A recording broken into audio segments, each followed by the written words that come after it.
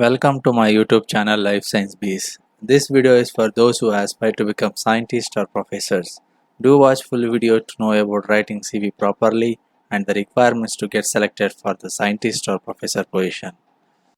CVs are valuable and important because they are your first and maybe only direct communication with a potential employer. When a reader looks at your resume, they should be able to quickly gain a clear indication of your experiences and potential. Bear in mind that the person reading it will never have met you, so keep it grammatically error free and focused, as it will be seen as a reflection of you as a person. Apart from applying for jobs, a CV also used for reminding you of what you have done in your career and also helping you to identify any weakness in your skills or a work experience of qualifications. This video gives you an ordered way of preparing CV for the post of scientist or professor job.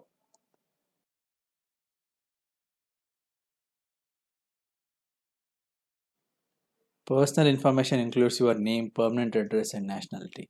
Adding passport size photo in the right side of the page is optional.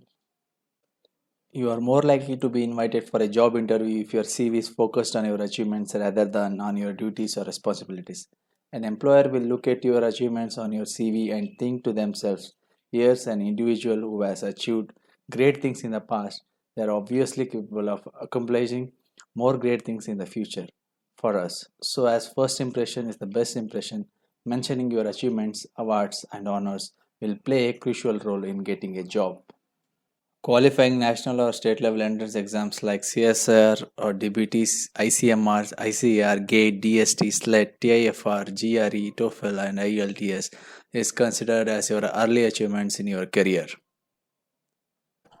If you got scholarships in your school or college level, or if you got a national fellowships like INSA fellowship or sub overseas postdoctoral fellowships, or if you secured a first or second rank in 10th or 12th, or if you got a gold medal during graduation, or if you represented any sports at international or national or state level, and if you are a chairman of a committee or a board, or fellow of any society, like example fellow of the Royal Society, will be considered as your greatest achievement in your career. Awards are the greatest way of expressing the important achievements and recognitions given to you by your past employers or any organization. The award is the proof of your success and adds solid objective to your resumes. Some of the notable awards are Shanti Swarup Bhatnagar Award, G.N. Ramchandran Gold Medal for Excellence in Biological Science and Technology, CSI Young Scientist Award. And if you get Nobel Prize, that will be your greatest award in your science career. If you got an honorary degree from a university or getting Padma Shri or Jagdish Chandra Bose Award will be an advantage for your career. The second one to mention in your CV is your appointment or work experience according to timeline, as you could see in the right side of the image as an example. For the post of professor and scientist, teaching and research experience will help. Having industrial work experience also will be an advantage. If you have worked as a project assistant or JRF or SRF or research associate or postdoc, that will be considered as your research experience. And if you have worked as a guest faculty or assistant professor or associate professor, that is considered as your teaching experience. And if you have worked in an industry, that is considered as your industrial experience. Next one will be your educational qualification. First, you have to mention your PhD, second will be MSc, and third will be BSc. Along with this, you have to mention the thesis title which you have worked during your PhD or MSc, and also CGPA obtained in the respective degree. Publications demonstrates writing and analytical skills which play a very important role in getting a job. It also demonstrates ability to communicate clearly, interest in broadening the field's knowledge, interest in staying aware of the state of the art. If you have published a paper as a first author or a second author or a corresponding author or published in an high impact journals like Nature or Cell will be a great advantage for your CV. And if you have written an article or a chapter for a book or published a book as a single author or as editor will help you in a great way.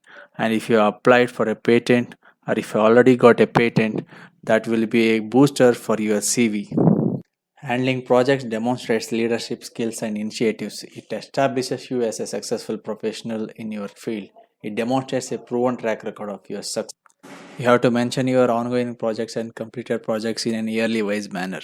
And also you have to mention number of students you have guided for getting a PhD or MPhil. The H index is an index that attempts to measure both the productivity and impact of the published work of a scientist or a scholar.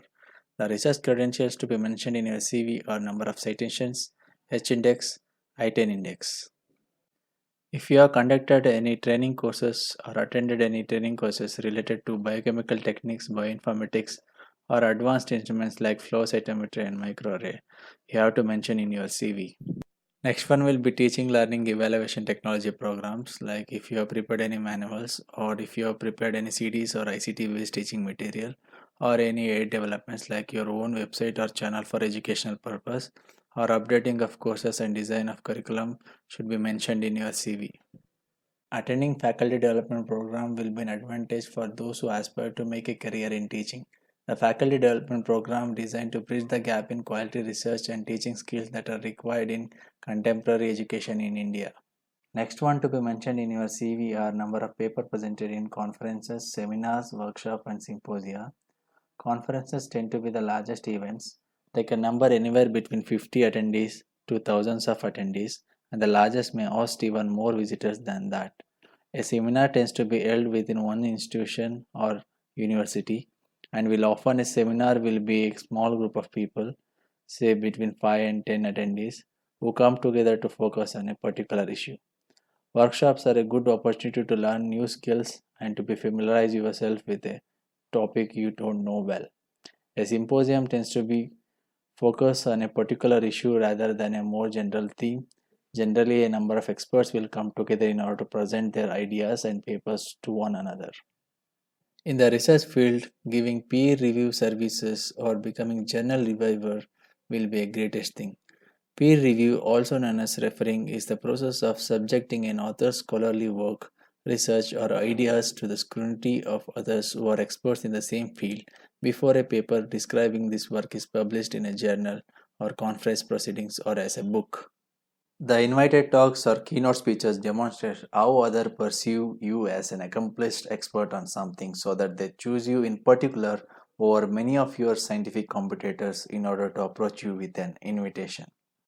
If you have professional membership of any society like membership of the Biotech Research Society India or life member of Indian Science Congress, you can mention it in your CV. If you have served the duty as chairman at national or international conferences, you can mention it in your CV. In the end of the CV, you have to mention at least 2 to 3 references. A reference is someone who your future employer will contact to verify your credentials.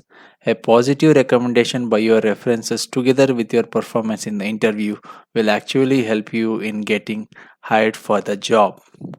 Thank you for watching the video. If you like the video, please do comment, share and subscribe. And